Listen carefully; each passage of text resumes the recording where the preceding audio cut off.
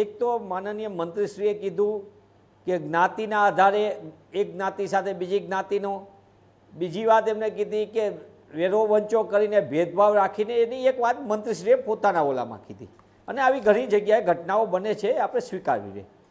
મંત્રીશ્રીએ કર્યો પ્રયત્ન, નવા ચૂંટાયેલા લોકો ઉત્સાહ સાથે જાય, પણ આ એક તરફનો ભાગ થયો.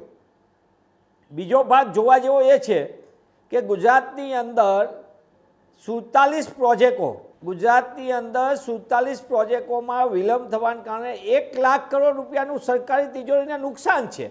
એનો ખર્ચ વધી ગયો. 1 લાખ કરોડ રૂપિયા. ગુજરાત ઉપર દેવું કેટલું? 4 લાખ કરોડનું. એટલે 25% દેવું. જો આ વિલંબ પ્રોજેક્ટના પૈસા બચી જાય તો આપણું 25% દેવામાંથી આપણે ગુજરાત મુક્ત થઈએ. એટલે કે 60,000 રૂપિયા પ્રતિ ગુજરાતી ઉપર દેવું હોય તો એમાંથી 15,000 રૂપિયા ઘટી જાય. આ વાત થઈ. એક એ મારી નહીં, ભારત સરકારના ખુદના રિપોર્ટમાં આવ્યું છે કે ગુજરાતના પ્રોજેક્ટો 47 પ્રોજેક્ટમાં વિલંબના કારણે 1 લાખ કરોડ રૂપિયાનું આપણને સરકારી તિજોરી ઉપર ખર્ચ વધી ગયો. બીજી વાત, એક તરફ એમ કે મંત્રીને મેયરને બધાની સક્રિયતા વધી.